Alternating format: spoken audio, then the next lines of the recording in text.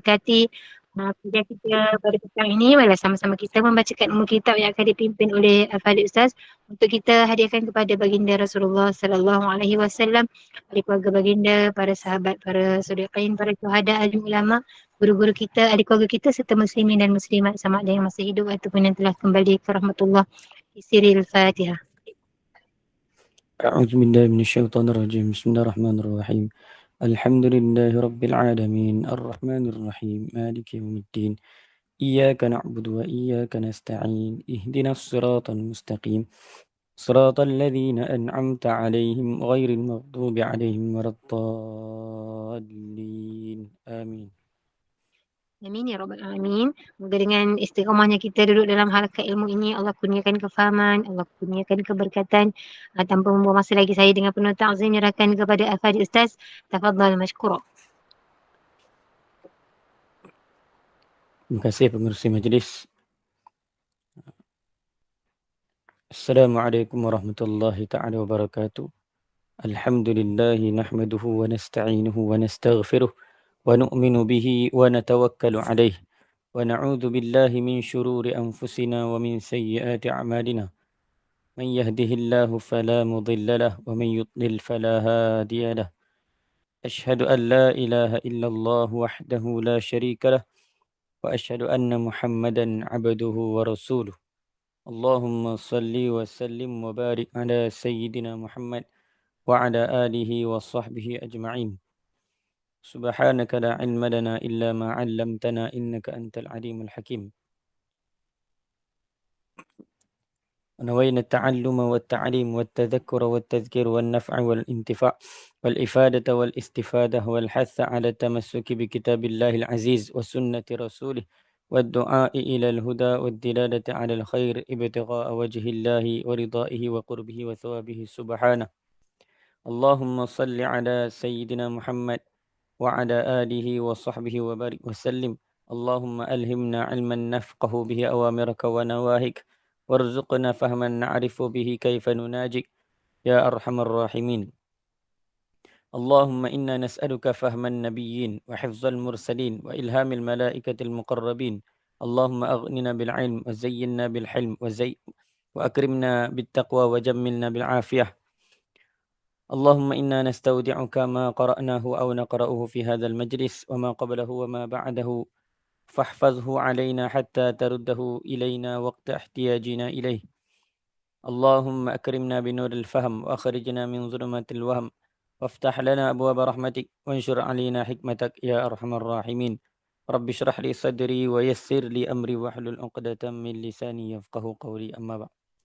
Alhamdulillah, kita bersyukur pada Allah Subhanahu wa taala kerana masih lagi dikurniakan peluang untuk kita sama-sama bermuzakarah ilmu, bermuzakarah dalam memahami hadis Nabi sallallahu alaihi wasallam. Sama-sama kita belajar dan juga kita amal dan sampaikan kepada orang lain, insya-Allah. Jadi masuk pada perkara yang ke-6, hadis yang ke-14, perkara yang ke-6, muka surat 149. Ini perkara yang ke-6 tentang siapakah pelaksana hukum qisas dan juga hukum hudud. Yang mana setiap hukum yang dibuat, apabila ada setengah hukum yang melaksanakannya ialah yang melaksana ialah hamba, ialah sesiapa sahaja secara umum. Contoh hukum bagi bab ibadat, bab bab muamalat. Mana hukum itu yang melaksanakannya ialah orang yang dihukum.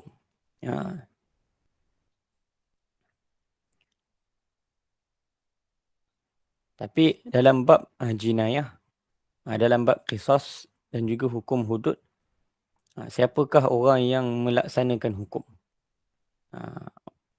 Adakah ada orang yang pihak mahkamah sahaja ataupun wali ataupun waris bagi orang yang orang mati tadi, waris bagi orang yang dibunuh dan sebagainya. Maka di sini diterangkan orang yang melaksanakan hukum.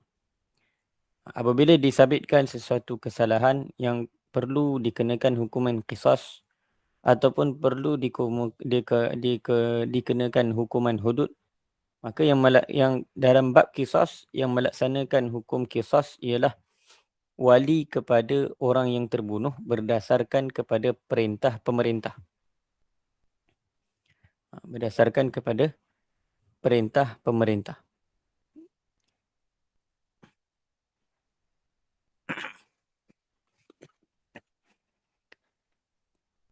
Maknanya kan, boleh jadi pemerintah ataupun hakim ataupun waliul amr, iaitu sultan ataupun orang yang berkenaan tentang menjatuhkan hukuman, maka dialah yang melaksanakan hukum tersebut.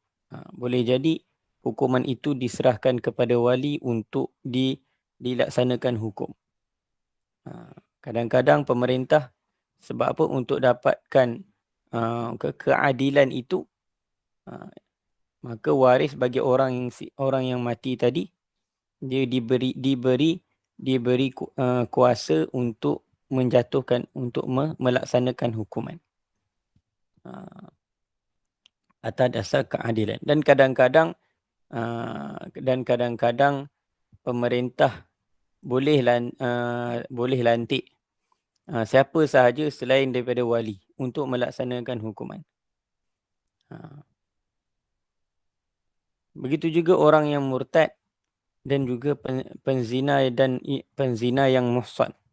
Maka begitulah juga orang yang melaksanakan hukuman itu ialah orang yang telah diperintahkan oleh pemerintah. Orang yang diperintahkan oleh pemerintah.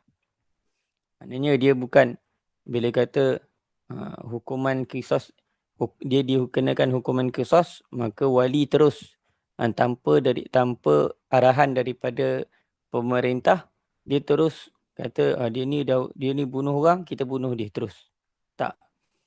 Perlukan dia ni dijatuhkan hukum dan pemerintah memberi kuasa kepada waris untuk melaksanakan hukum. Kalaulah pemerintah tak memberi kuasa kepada waris untuk melaksanakan hukum, maka hukuman itu tidak boleh dijalankan oleh waris. Pemerintah yang perlu jalankan.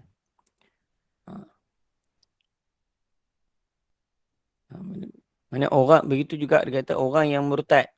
Kalau orang yang murtad ni bukan orang awam yang lain yang boleh jatuhkan hukuman bunuh. Contoh, ada satu orang murtad, dia kena tangkap. Dan dia disuruh bertaubat dan sebagainya. Kembali balik mengucap 2 kalimah syahadah, masuk Islam semula. Dan kalau tak nak, maka orang awam yang bunuh tak. Mana orang yang menjatuhkan hukuman bagi orang yang murtad juga ialah pemerintah. Tidak boleh dibuat oleh orang awam. Dan juga penzina yang muhsan. Orang yang zani muhsan, maka akan dikenakan hukuman rejam. Maka hukuman rejam itu juga diputuskan oleh pemerintah. Dia bukan orang kampung terus buat keputusan untuk rejam seseorang yang berzina. Tak. Dia perlu dibuktikan di mahkamah dulu dia ni betul-betul berzina dan sebagainya, barulah boleh dijalankan hukuman, dan hukuman itu ialah orang yang diperintahkan oleh pemerintah. Bukan sembarangan orang. Apabila wali melakukan qisas tanpa keizinan pemerintah, maknanya dia bergerak, dia bertindak mengikut keadaan diri dia sendiri. Mana dia ikut suka dia.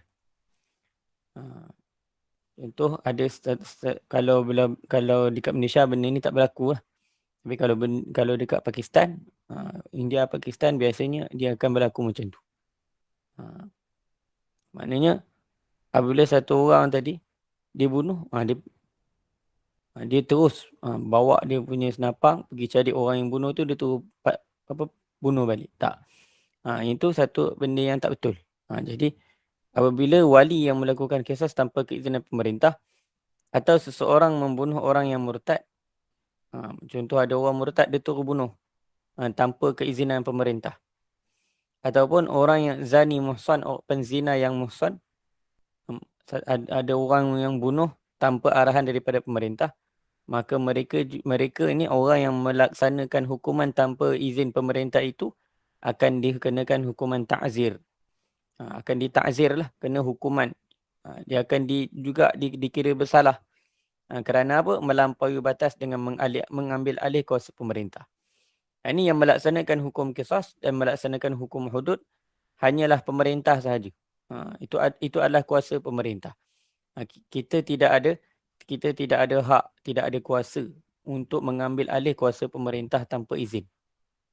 Kalau kita buat, kita pun jadi kita pun akan jadi salah. Mana contoh ada orang dia rompak rumah satu orang dengan dia tembak orang yang berada dalam rumah tu. Kemudian orang tu pun dia tahu orang ni dia tangkap orang tu, kemudian dia tembak orang tu. Maksudnya itu tak boleh. Kalau untuk masalah mempertahankan diri, itu cerita lain. Ini kalau masalah dia dah bunuh dan kita nak balas dendam dengan bunuh juga tanpa keizinan pemerintah, maka kita juga dikira bersalah. Maka kena dikenakan juga hukuman daripada hukuman ta'zir lah. Ta'zir ni apa? Ta'zir ni hukuman yang mana ianya mengikut budi bicara pemerintah. Dia tidak ditetapkan dalam hukum dalam Quran pun tak ada sebut tentang hukuman dia, dan juga dalam hadis pun tak menjelaskan hukuman dia. Jadi bila kata tapi disebutkan ianya ta'zir. Maksud dia ta'zir apa? Maka apa yang dirasakan oleh pemerintah, hukuman tu cukup untuk membuatkan dia menyesal dan sebagainya, itu dikatakan ta'zir. Mereka tidak dibunuh kerana pembunuhan yang mereka dilakukan adalah hak. Cuma dia takkan kena hukuman bunuh balik. Sebab apa? Walaupun contoh dia balas dendam, ada orang keluarga dia dibunuh, dia pun tembak orang tu balik, bunuh balik. Walaupun mana sebab dia bunuh tu bukan sebab yang tanpa hak, dia dikira bunuh dengan hak, tapi dia melampaui batas. Maknanya dia kena tunggu keputusan mahkamah dulu baru boleh dia buat, baru boleh dia melaksanakan hukuman tersebut. Dia tak boleh buat bertindak ikut apa yang dia fikir sendiri. Walaupun bunuh tu bunuh dengan hak, tapi dia kena ikut arahan pemerintah. Cuma dalam bab ni dia takkan dihukum bunuh. Biasanya kalau orang yang membunuh dia akan dibalas dengan bunuh. Tetapi orang yang melakukan sedemikian, maknanya dia bunuh orang disebabkan orang bunuh ahli keluarga dia, maka itu sebenarnya pembunuhan tu berlaku hak dia lah.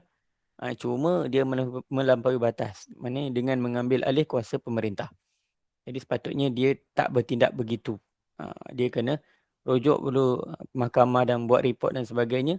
Kemudian barulah sabit kesalahan, barulah pemerintah akan buat keputusan ianya kena hukum qisas, kena hukum bunuh. Barulah pemerintah tadi mengikut budi bicara pemerintah sama ada untuk menyerahkan pelaksanaan hukum itu kepada waris ataupun pelaksanaan hukuman itu kepada orang-orang yang terlatih sahaja.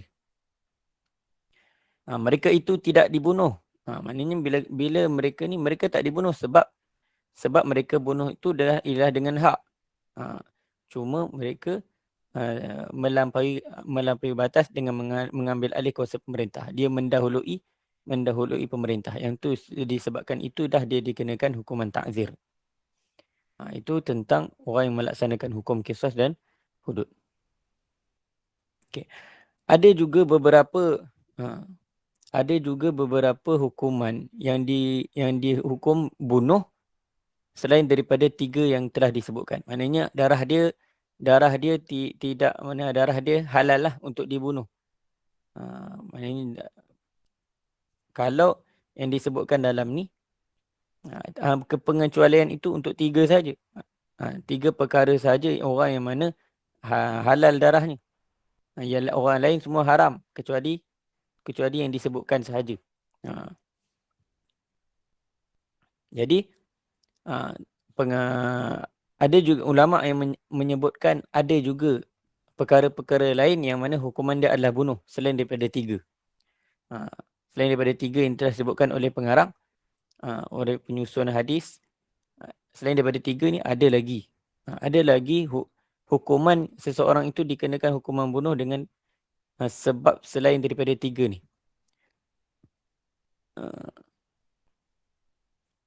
Mana kadang-kadang dibunuh akan orang Islam itu disebabkan selain daripada 3 sebab yang telah disebutkan dalam hadis.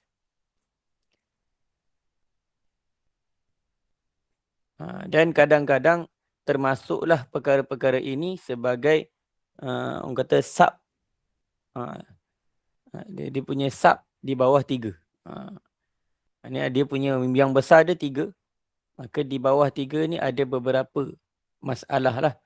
Yang mana hukuman dia dikira hukuman bunuh.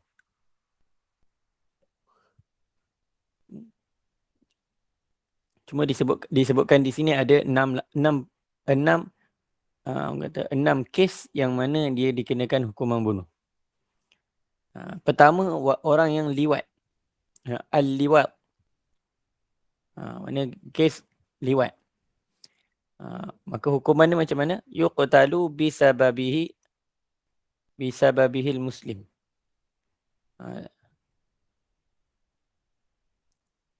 Liwat. Mana perkara yang antara hukuman yang seperti mana hukuman yang disebutkan. Mana orang yang terlibat dalam jenayah liwat.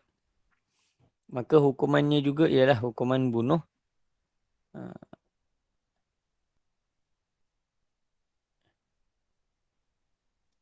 Kata sama ada dia itu muhsan ataupun ghair muhsan. Mana sama ada dia muhsan ataupun ghair muhsan, maka hukuman dia qatal, hukuman dia bunuh. Yang mana yang berpendapat dengan demikian, yang mana ulama yang berpendapat orang yang melakukan jenayah liwat ianya dibunuh ialah seperti mana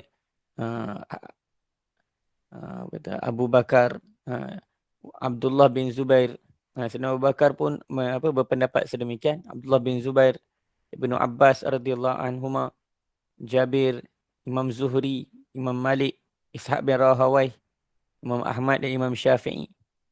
Mereka berpendapat orang yang melakukan liwat hukumannya ialah bunuh. Mereka berhujah tentang dakwaan tersebut.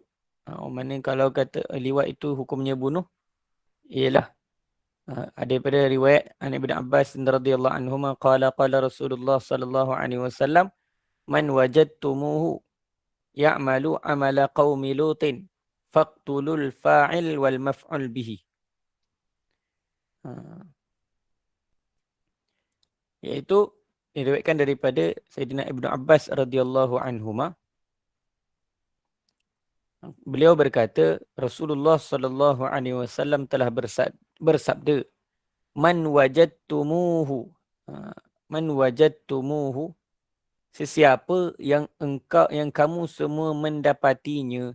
Nya itu iaitu kembali kepada man itulah. Marja' dhamir itu, hu tu kembali kepada man. Siapa yang kamu dapatinya. Senang kata kalau dalam bahasa Melayu, sesiapa yang kamu mendapatinya, yang kamu berjumpa dengannya, ya'malu dalam keadaan dia melakukan amala qaumi lutin, amalan kaum Lut. Amalan kaum Lut. Siapa yang kamu nampak, yang kamu dapat tangkap, yang dia beramal ataupun dia melakukan perbuatan kaum Lut, iaitu apa? Liwat. Perbuatan kaum Lut ni liwat. Maka apa yang Nabi sallallahu alaihi wasallam beritahu, faqtulu, maka hendaklah kamu membunuh al-fa'il wal maf'ul bihi. Al-fa'il ialah pelaku.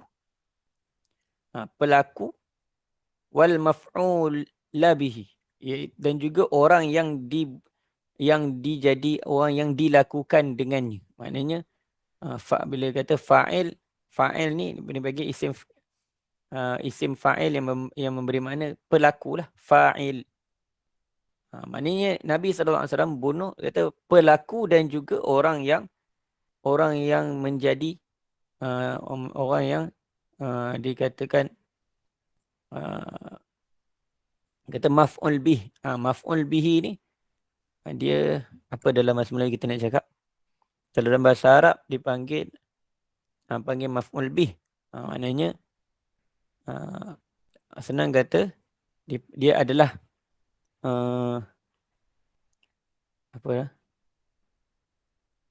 Panggil apa? Orang yang dikenakan kesan perbuatan padanya. Itu maksud kalau dalam bahasa Arab dia terjemah maf'ul bih, orang yang menerima kesan daripada perbuatan yang dilakukan oleh pelaku. Itu dipanggil maf'ul bih.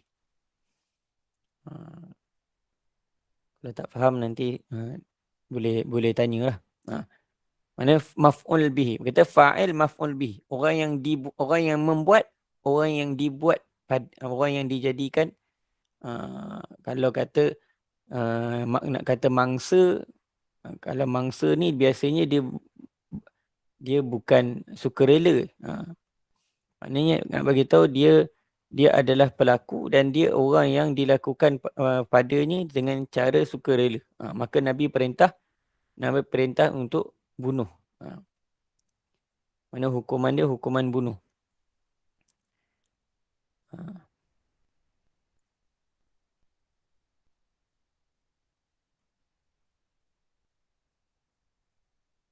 Okey. Itu pertama. Mana hukuman liwat adalah hukuman bagi liwat juga adalah hukumannya adalah bunuh. Okey. Yang kedua. Ini sebagai ilmu kita lah kan. Cuma dalam bab pelaksanaan kat Malaysia tak ada lah.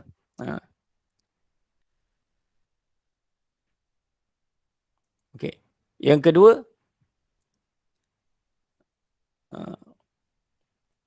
qatlu man arada an yashqa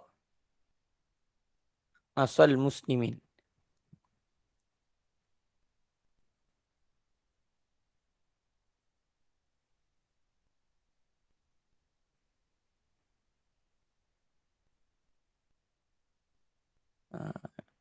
Kata yang kedua membunuh orang yang nak menyusahkan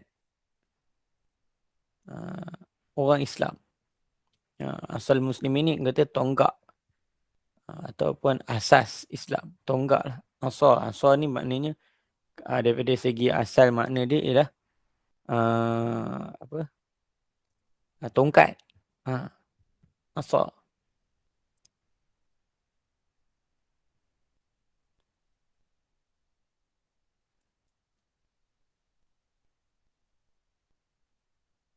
Maknanya demikian itu kerana sabda Nabi SAW, man atakum wa amrukum jami'un ala rajulin wahidin yuridu an yashqa asakum wa yufarriqu jama'atakum faqtuluhu.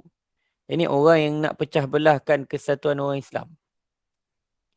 Orang yang menjadi duri dalam daging. Nak memecah belahkan perpaduan orang Islam. Maka ulama mengatakan kadang-kadang akan dibunuh juga orang yang ingin memecah belahkan orang Islam.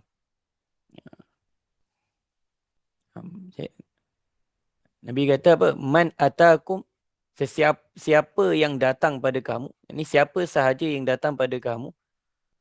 Wa amrukum jami'un ala rajulin wahidin. Sedangkan urusan kamu terhimpun di atas satu orang ketua. Maknanya kamu ni diperintah oleh satu orang raja, satu orang pemimpin yang mana yuridu an yashqa asakum, dan dia datang pada kamu nak memecah belahkan kesatuan kamu. Wa yufarriqu jama'atakum, hendak nak memecah belahkan jemaah kamu. Mana nak memecah belahkan orang Islam lah. Faqtuluhu. Nabi SAW kata, hendaklah kamu membunuhnya. Maknanya kat sini, orang yang menjadi orang yang suka melaga-lagakan orang Islam. Maka orang ni sebenarnya bila Nabi kata dia sepatutnya dibunuh, maka menunjukkan betapa bahayanya orang yang macam ni. Dia akan, orang kata dia batu api lah. Suka mengadu domba. Suka melaga-lagakan orang. Ya, tapi dia melaga-lagakan ini orang Islam sebelum ni dah apa? Dah duduk di bawah satu pemerintahan yang mana fiqahnya sama. Yang mana akidah tauhidnya sama. Tiba-tiba datang satu orang ceritakan tentang perkara-perkara yang pelik yang menyebabkan atas nama Quran dan hadis, atas nama sunnah, dia datang cerita perkara tersebut. Sebelum ni orang Islam beramal dalam keadaan tak takut. Beramal dalam keadaan mereka taklid kepada ulama. Dalam keadaan mereka mempercayai ulama. Ulama-ulama yang hak. Tiba-tiba datang satu puak yang dia duk kata amalan ni tak betul. Amalan ni tak betul. Sedangkan amalan-amalan tersebut ada dasarnya. Ada rujukannya. Jadi Nabi SAW perintah orang yang macam ni suka pecah belahkan orang ni. Orang yang suka memecah belahkan kesatuan orang Islam ni, Nabi perintah apa? Faqtuluhu, hendaklah kamu membunuhnya. Waliqaulihi, dan kerana sabda Nabi SAW, idza buyi'a khalifatani, apabila dibaiat akan dua khalifah, sepatutnya dalam satu-satu pemerintahan kena ada seorang sahaja. Mana dia kena ada satu kepala. Barulah boleh satu hati. Tapi apabila ada dua orang pula nak dilantik sebagai khalifah, maka itu akan memecah belahkan orang Islam. Sepatutnya khalifah ni satu je. Maknanya dia berpegang kepada perintah daripada satu orang. Kalau ada dua khalifah, dia akan jadi khalifah ni dia perintah buat macam ni. Tiba-tiba khalifah ni pula perintah buat benda yang bercanggah dengan khalifah yang pertama. Khalifah yang satu lagi. Maka dia akan jadi celaru, dia akan menyebabkan pecah belah yang besar. Sebab tu Nabi kata apabila dibaiat dua orang khalifah, faqtulul akharu minhuma. Atau faqtulul akhiru minhuma. Maksudnya apabila dibaiat akan dua orang khalifah, maka hendaklah kamu membunuh yang terakhir, yang mana yang bila dah lantik seorang, betul tiba ada pula seorang lagi. Maka Nabi kata faqtulul akhiru minhuma, yang terakhir daripada mereka berdua tu hendaklah kamu bunuh. Maksudnya kamu perangi dia habis-habisan. Itu Nabi sallallahu alaihi wasallam kata. Supaya apa? Supaya manusia hidup dalam keadaan bersatu padu, dalam keadaan ittihad, bersatu dalam segala, mana dari sudut amalan, dari sudut akidah tauhidnya, dari sudut fiqahnya, dia tidak berlari, tidak lari daripada a'immatul mazahib yang 4. Mana apabila dibaiat dua khalifah menunjukkan akan berlakunya perpecahan demi perpecahan bila ada dua khalifah. Sebab apa? Memang tak boleh dua khalifah. Sebab tu zaman Nabi SAW, apabila baginda SAW wafat, maka berlakunya perselisihan untuk lantik khalifah. Dan ada di kalangan mereka yang kata seorang dari kalangan Ansar, seorang di kalangan Muhajirin. Jadi Sayyidina Umar radhiyallahu anhu tak setuju. Maknanya Tak boleh. Tak boleh ada dua khalifah dalam satu masa. Dalam satu negeri tu kena ada seorang je. Satu negeri tu ada seorang je dia punya raja. Tak boleh ada dua orang raja. Dia akan jadi pecah belah. Haru biru akan jadi. Itu yang kedua. Yang ketiga, al-ifsadu fil ardi. Yang ketiga adalah al-ifsadu fil ardi. Orang yang suka membuat kerosakan di atas muka bumi. Maknanya suka bawa kerosakan-kerosakan. Waqata'ut tariq, dan juga orang yang melakukan rompakan. Sebenarnya kalau orang yang apa? Dalam bab quta'ut tariq ni, orang yang merompak ini, dia ada beza antara mencuri dengan merompak. Okay, kalau mencuri ialah dia mengambil harta orang lain tanpa izin. Maksudnya tanpa izin dan tanpa pengetahuan pemilik harta. Itu mencuri. Tetapi kalau quta'ut tariq ataupun qata'ut tariq, perompak.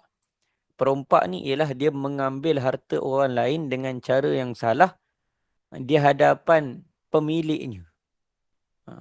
Dia satu benda ialah rampasan. Satu lagi rompakan. Mana qata'ut tariq ni dia lebih dahsyat daripada mencuri.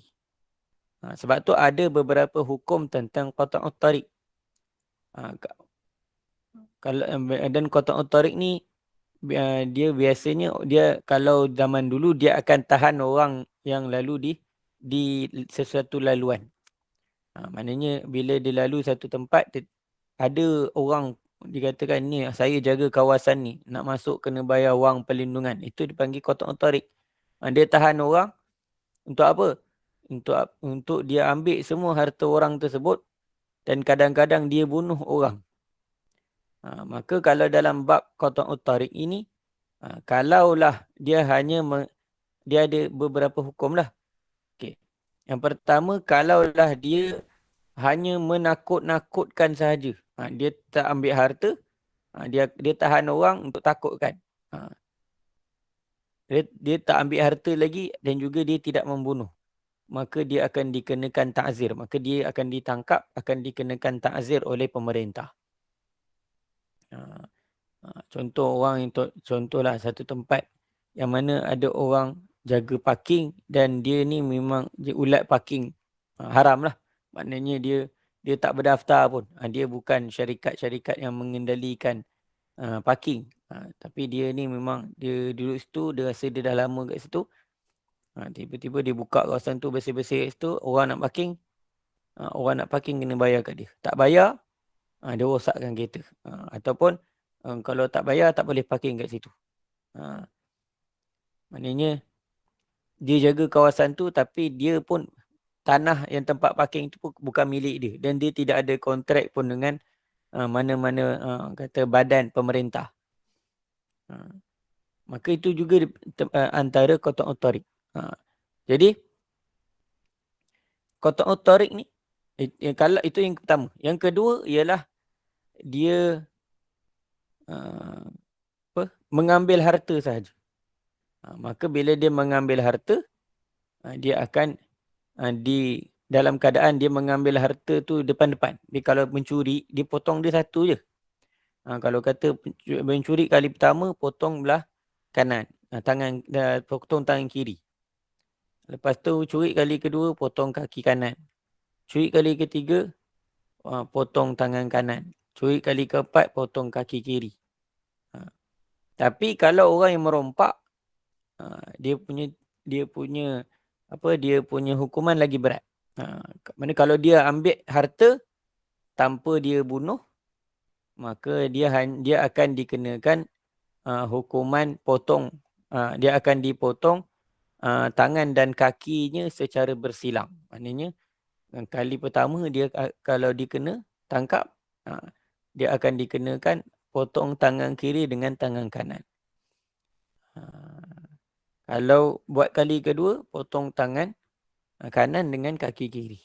Itu kalau qata'ut tariq. Dia beza sikit dengan orang yang mencuri. Okey. Itu yang kedua. Yang ketiga ialah dia bunuh sahaja. Dia bunuh sahaja. Maknanya orang tu dia tahan orang, dia bunuh saja, harta tak ambil. Maka dia akan dikenakan hukuman bunuh lah. Dia akan dikenakan hukuman bunuh. Kemudian yang last sekali, yang keempat, ialah dia tahan orang, dia bunuh orang dan dia ambil harta. Maka dia ni akan, sebahagian ulama mengatakan dia akan disalib, dia akan digantungkan untuk supaya orang nampak selama 3 hari. Kemudian barulah dia akan dikebumikan. Maknanya hukuman dia berat. Maknanya orang yang merompak ni. Itu kat sini hukuman qata'ut tariq ialah orang yang dia dalam masa yang sama dia merompak orang, ambil harta orang lain dan juga dia bunuh orang. Maka hukuman dia dibunuh. Firman Allah Ta'ala, innama jazaa'ul ladzina yuharibuna Allah wa rasulah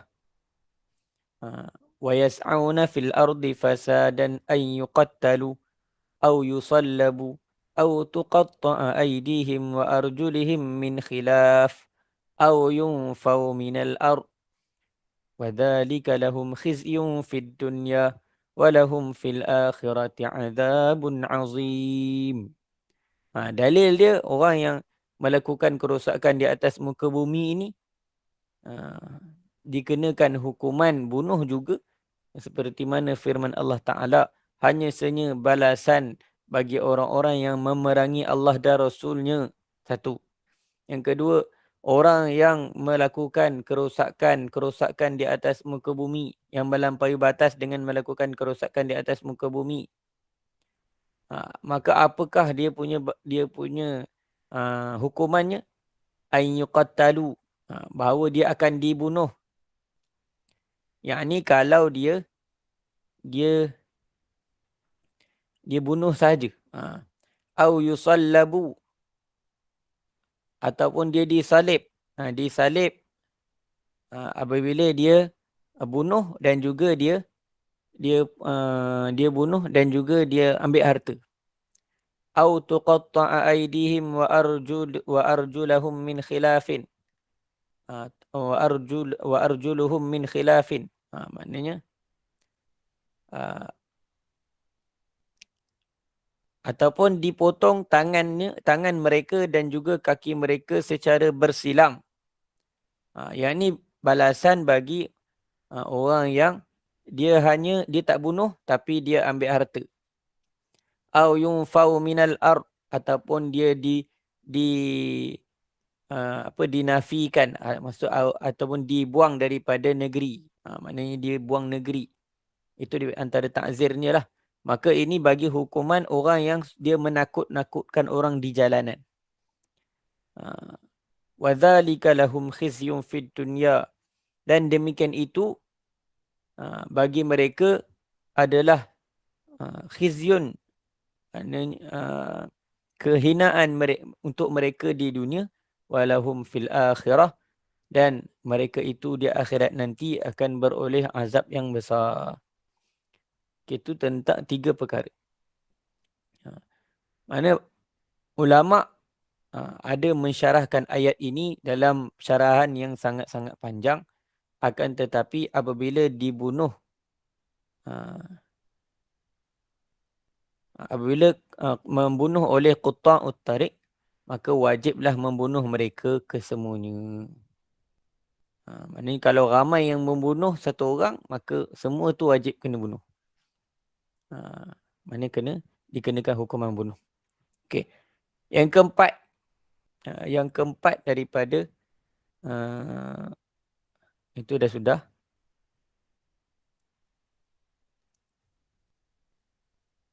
Yang keempat, tariqus salah dah disebutkan. Yang kelima, orang yang mentalaba akhzama lil insan aw harimahu bighairi haqqin. Orang yang menuntut untuk mengambil harta manusia ataupun harta harta kaum kerabatnya tanpa hak. Tapi ini banyak ikhtilaf ulama lah. Okay, yang terakhir ialah tukang sihir. Tukang sihir. Mana tukang sihir? As-sahiru yuqtalu. Tukang sihir ini dia akan dibunuh. Qala bidzalika, berpendapat dengan pendapat sedemikian oleh Imam Ahmad dan Imam Malik dan juga Imam Abu Hanifah dan juga Khalifah Umar bin Abdul Aziz rahimahumullah ta'ala. Mereka ini berpendapat bahawa orang yang mengamalkan ilmu sihir, orang-orang yang belajar sihir dan juga mengamalkan ilmu sihir, hukumnya kufur, kafir. Dan adalah hukumnya seperti mana hukum murtad. Maka dia akan ditangkap, akan diminta dia bertaubat, mengucap 2 kalimah syahadah semula. Kalau dia tidak melakukan demikian, maka dia akan dibunuh. Maka termasuklah fa'in dariju tahtan nusus allati tanussu ala qatlil murtad. Maka hukumannya masuk di bawah bab murtad. Seperti mana diriwayatkan daripada Sayyidina Umar dan juga Sayyidina Uthman radhiyallahu anhuma wa Ibnu Umar radhiyallahu anhuma, Hafsah dan Jundub bin Abdullah, Jundub bin Ka'ab, Qais bin Sa'ad. Dan Imam Syafi'i berpendapat apabila sihirnya itu sampai kepada tahap kufur, maka dia akan dibunuh. Maknanya kalaulah sihirnya sihir yang biasa, yang ringan-ringan, yang mana tidaklah menyebabkan dia kufur kepada Allah Subhanahu Wa Taala, mana dalam jampi serapah dia tu tidak menunjukkan kepada kesyirikan, kekufuran, maka dia masih lagi dikira Islam. Maka bila kata kira Islam, dia tak dibunuh lah. Tapi kalau dalam sihirnya itu sampai tahap dia membelakangkan Tuhan, mana menyebabkan berlaku kufur terhadap keesaan Allah Subhanahu Wa Taala, maka dia akan dibunuh. Kama yashhadu lidzalika, disaksikan bagi demikian itu apa yang telah meriwayatkannya oleh Imam Malik dalam kitab Muwatta. Itu sedikit sebanyak tentang tambahan untuk orang yang mana hukumannya juga bunuh, selain daripada yang telah disebutkan dalam hadis yang kita baca. Okay. Dan untuk akhir pada petang ni, yang ketujuh, hadis ini memberi pengajaran bahawa agama yang diiktibar, yang diambil kira, ialah agama yang didukung oleh jemaah muslimin, iaitu golongan majoriti daripada kalangan mereka. Maknanya agama yang kita kira ialah agama apa yang dipegang oleh majoriti orang Islam seluruh dunia. Maknanya fahaman yang diambil kira dalam agama ialah fahaman ahli sunnah wal jamaah. Maknanya kalau ikut kalau ikut dari sudut akidah tauhidnya ialah berdasarkan Asy'ariyah dan Maturidiyah. Kalau dalam bab fiqh, 4 mazhab, Imam Abu Hanifah, Imam Malik, Imam Syafi'i dan Imam Ahmad rahimahumullahu taala alaihim ajma'in. Maknanya kalau dari sudut tazkiyatun nafsnya, ialah ada ulama seperti mana Imam Al-Ghazali, Sufyan Thawri dan lain-lain, yang mana mereka ini ialah yang dipegang oleh kebanyakan ulama, yang dipegang oleh majoriti orang Islam. Itu kita agama yang diiktibar ialah agama yang didukung oleh jemaah muslimin. Yang kedua, mendorong agar beriltizam dengan jemaah muslimin dan jangan menyimpang daripadanya. Ini hadis ni supaya kita ni sentiasa bersama dengan jamaah muslimin, majoriti orang Islam. Dan janganlah kita menyimpang daripada ajaran Islam yang sebenar. Yang ketiga, menjauhkan diri daripada ketiga-tiga kejahatan tersebut dan berwaspada agar tidak terjerumus ke dalamnya. Maknanya hadis ni supaya kita jauhkan diri kita daripada apa? Daripada syirik, daripada kufur. Menjauhkan diri daripada apa? Daripada murtad, menjauhkan diri daripada zina, menjauhkan diri daripada membunuh tanpa hak. Supaya apa? Supaya dan juga kita sentiasa berjaga-jaga supaya kita tidak terjumus ke dalamnya. Yang mana ada satu kisah baru-baru ni, dia nak balas sebab maknanya dia tak sengaja, bukan tak sengaja, maknanya dia membela adik dia tapi dia bunuh itu terlebih. Maknanya dia ambil tindakan, dia bertindak sendiri.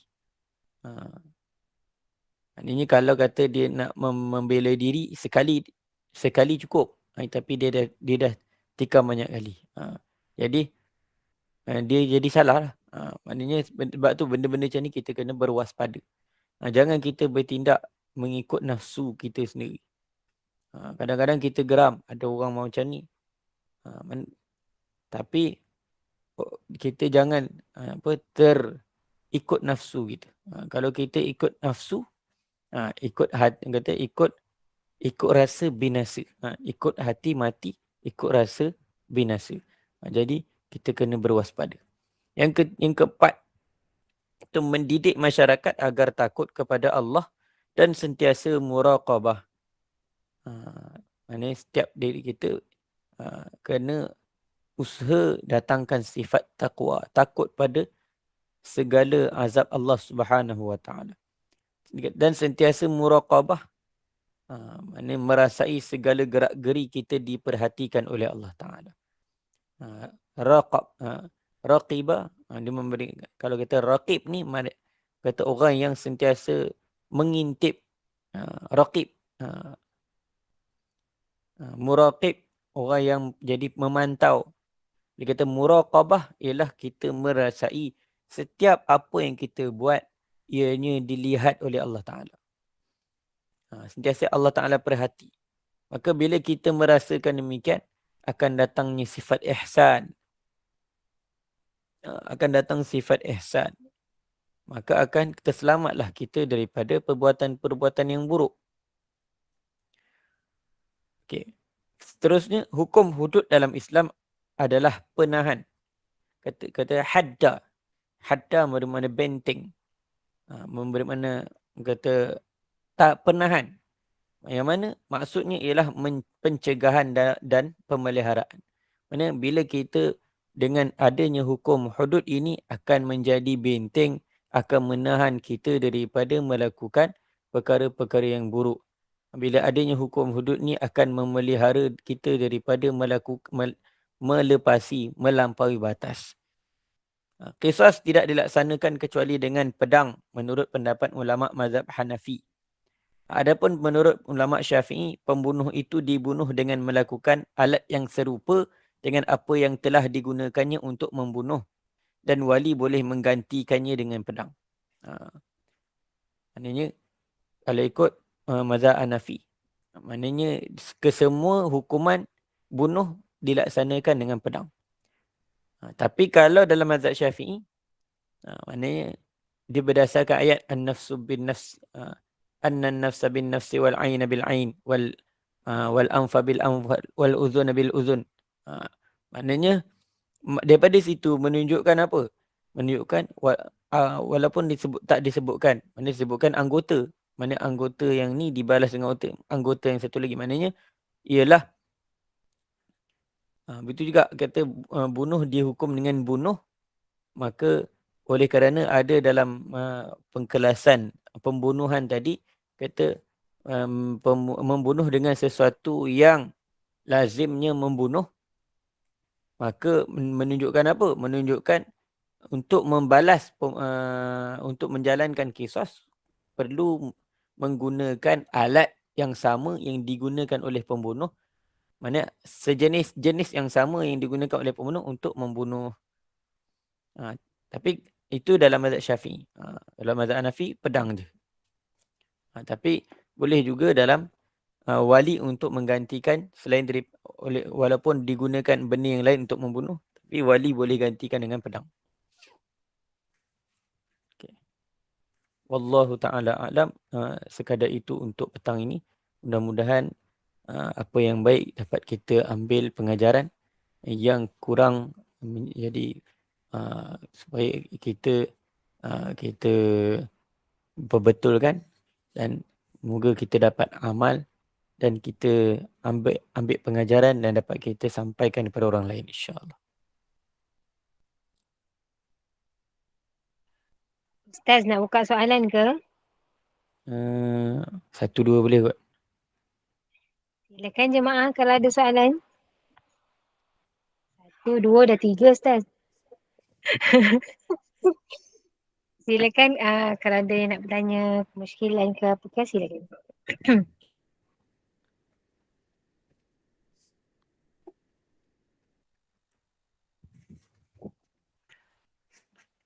Tak ada. Kalau tak ada, kita tutup lah. InsyaAllah. InsyaAllah. Okay, baik. Alhamdulillah, barakallahu fikum, jazakumullah khairan jazak Ustaz di atas penerangan hari ini berkenaan dengan hadis. Mudah-mudahan bertambah kefahaman kita dalam urusan ibadah kita, dalam urusan agama kita. Mudah-mudahan Allah kurniakan limpah rahmat kepada kita. Terima kasih kepada tim Gemenur Iman, sahabat-sahabat pencinta ilmu. Selepas ni kita ada satu lagi kuliah Isyak. InsyaAllah 9.15 malam bersama dengan Al-Fadhil Ustaz Khairul Fahmi bin Muhammad Anwar dengan begitu rupanya kisah Nabi Adam. Jadi teruskanlah bersama-sama dengan Gemenur Iman. Dengan ini saya mewakili Gemenur Iman mohon maaf sekiranya ada sebarang kekurangan dan kesilapan, yang baik itu datang daripada Allah, yang tidak baik dan kelemahan itu daripada saya sendiri.